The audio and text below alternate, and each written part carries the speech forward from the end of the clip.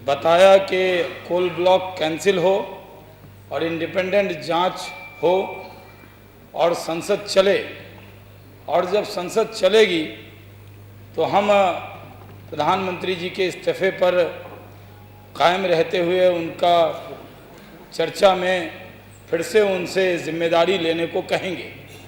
लेकिन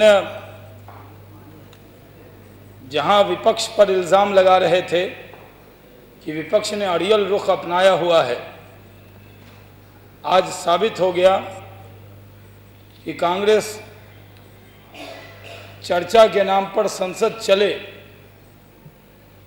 और संसद का वास्ता देकर अपने भ्रष्टाचार को छुपाना चाहती।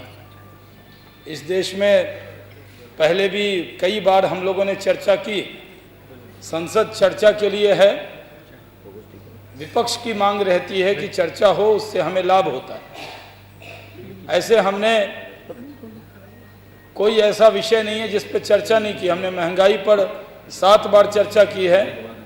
आज 7 बार महंगाई पर जब जब चर्चा की तब सरकार ने महंगाई बढ़ाने का काम किया।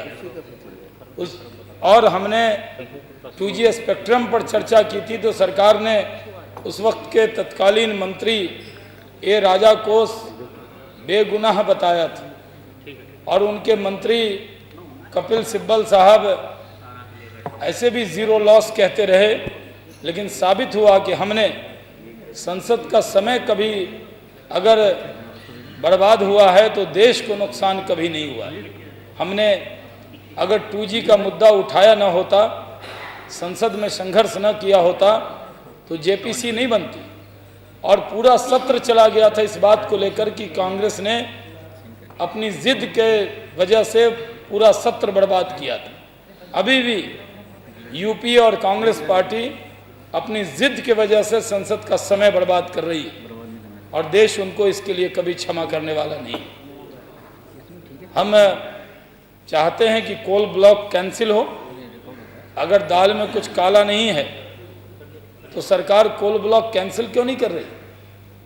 आज सुप्रीम कोर्ट ने कहा कि पहले कई बार कहा है कि अनाज सड़ रहे हैं उसको आम आदमी में, गरीबों में बांट दो। तो सुप्रीम कोर्ट ने जब कहा कि अनाज बांट देंगे तो सरकार तैयार नहीं हुई। लेकिन कोल ब्लॉक बांटने पर सरकार जिद पर अड़ी हुई है और सरकार ने कोल ब्लॉक बांट दिए। भारतीय जनता पार्टी अपने रुख पर कायम है। हम चाहते हैं कि कोल ब्लॉक कैंसिल हो, इंडिपेंडेंट जांच हो, प्रधानमंत्री जिम्मेदारी लें।